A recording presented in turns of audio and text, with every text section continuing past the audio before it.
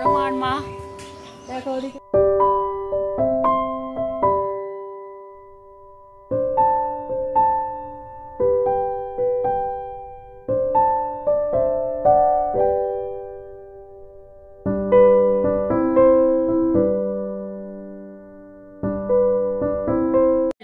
আমি অনুপ্রিয়া, আশা করছি আপনারা সবাই সুস্থ আছেন, ভালো আছেন।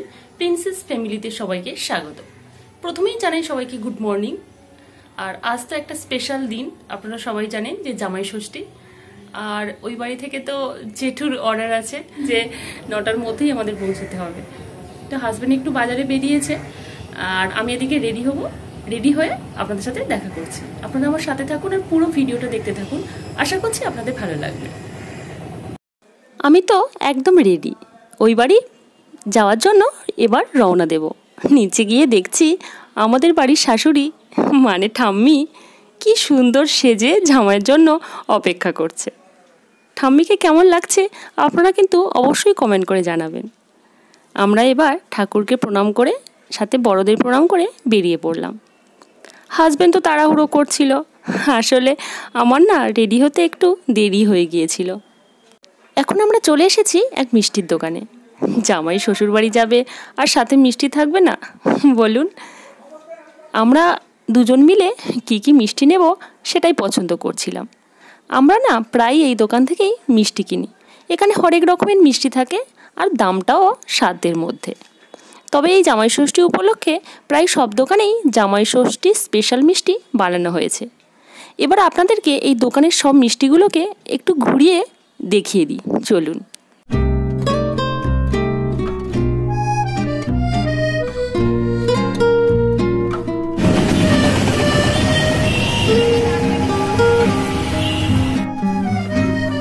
আমরা বাড়ির কাছে চলে এসেছি আর আপনারা তো জানেনই আমাদের বাড়ি যাওয়ার সময় যে সুন্দর রাস্তাটা আপনাদেরকেও আগে দেখিয়েছিলাম, সেখানে নেমে দুজনে একটু ছবি তুলে নিলাম। আমরা বাড়িতে পৌঁছে গেছি। ঘরে ঢুকেই দেখছি বোনের দেওয়া এই সুন্দর আলপনা কি সুন্দর হয়েছে বলুন। আর এদিকে আমাদের দেখে আমার ছোটদিন মেয়ে ও তো খুব খুশি। দেখুন ও কি মিষ্টি। কথাই বলে না বাঙালির 12 মাসে 13 পার্বণ, এই 13 পার্বণের একটি হলো জামাই ষষ্ঠী। বেশ কিছু বিধি আচারের মধ্যে দিয়ে প্রাচীনকাল থেকেই এই জামাই ষষ্ঠী পালনের রেওয়াজ চলে আসছে বাঙালির সমাজে। গিয়ে দেখছি শেষ দিন মটন রান্না করছে। গরম তো কি হয়েছে, জামাই আদরে কোনো রকম খামতি রাখতে চান না কোনো শ্বশুরবাড়ির শ্বশুর শাশুড়ি। ওদিকে রান্নাঘরে লুচি মিষ্টির পর্ব দিয়ে খাওয়া দাওয়ার তোড়জোড় শুরু করেছে ছোটদি। একা হাতে কীভাবে 5 জন জামাইয়ের জন্য মিষ্টি ঘুগনি তুলবে বলুন।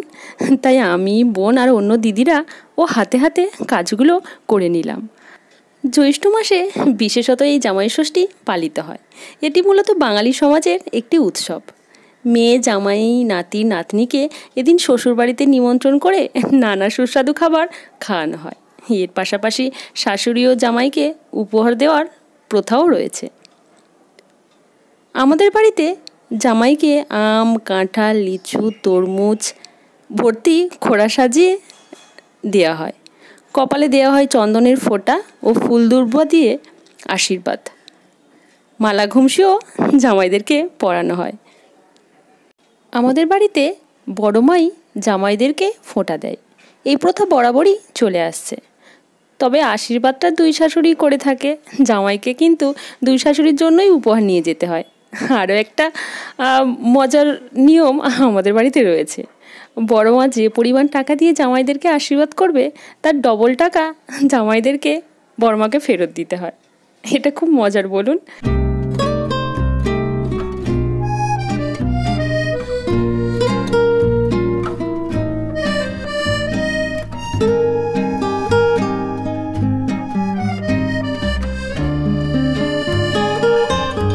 বড়মা যেহেতু শরীর খারাপ তাই আমি ফুল দুর্বার থালাটা ধরে রেখেছিলাম।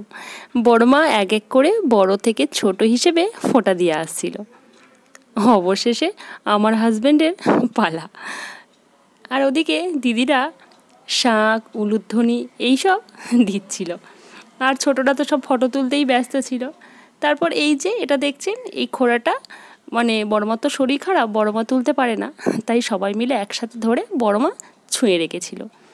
এটা হচ্ছে আমাদের নিয়ম, ঘোড়াটা বড় মা তুলে জামাইদের হাতে দেবে, তারপর জামাইরা সেটা নামিয়ে নেবে। কিন্তু যেহেতু বড় মার শরীর খারাপ, তাই একসাথে সবাই মিলে এটা ধরে রেখেছিল। তারপর শুরু হলো আমাদের ফটোশ্যুট। এটা হচ্ছে বড় মা, জেঠু, বড় মা আর মা। এই হলো আজকের আমাদের বাড়ির সব সদস্য। তবে আমাদের এই ফটো ফ্রেমে এর মধ্যে দুজন মানুষকে আমরা খুব মিস করছিলাম।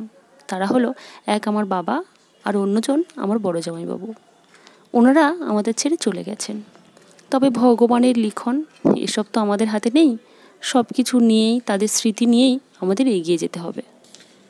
সকাল থেকে যেহেতু জামাইদের না খেয়ে থাকতে হয়েছিল আর বড়মাকেও না খেয়ে থাকতে হয়েছিল, সব শেষে এবার সবাই টিফিন খেতে ব্যস্ত।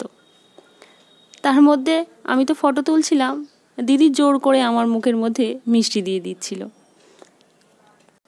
তারপর শুরু দুপুরের খাওয়া দাওয়া।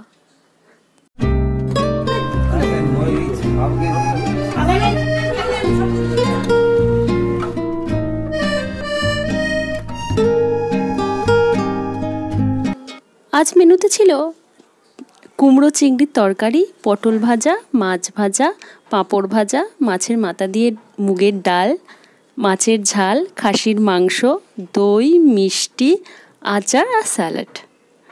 আর এত গরম ছিল যে জামাইরা গরমে হাঁসফাঁস করছিল। উপরে সিলিং ফ্যান চললেও টেবিল ফ্যান চালাতে হলো। আর জামাইদের সামনে মেয়েরাও বসেছিল। ওদিকে দিদিরা আগেই বড় মা, মা, জেঠুকে খাইয়ে দিয়েছিল, কেননা ওনাদের তো বয়স হয়েছে, শরীর খারাপ, তাই। এই লম্বা লাইন করে বারান্দায় বসে খাওয়া দাওয়া কিন্তু এখন আর দেখা যায় না। যাই হোক, জামাইদের খাওয়া দাওয়া হয়ে গেলে আমরা বোনেরা একসাথে খেতে বসেছিলাম।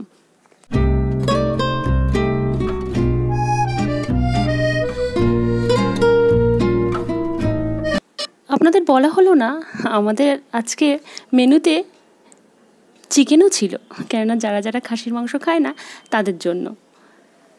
আমার ভিডিও যদি আপনাদের ভালো লেগে থাকে তাহলে অবশ্যই লাইক করবেন, বন্ধুদের কাছে শেয়ার করবেন। আর হ্যাঁ, আমার ভিডিও আপনারা অনেকেই দেখছেন কিন্তু এখনও সাবস্ক্রাইব করছেন না, প্লিজ প্লিজ সাবস্ক্রাইব করে আমার পাশে থাকুন। আমরা তো আজকের খুব মজা করলাম, আপনারা কেমন মজা করলেন অবশ্যই কমেন্টে জানাবেন। আজ তাহলে এই পর্যন্তই, দেখা হবে পরবর্তী একটি সুন্দর ব্লগে।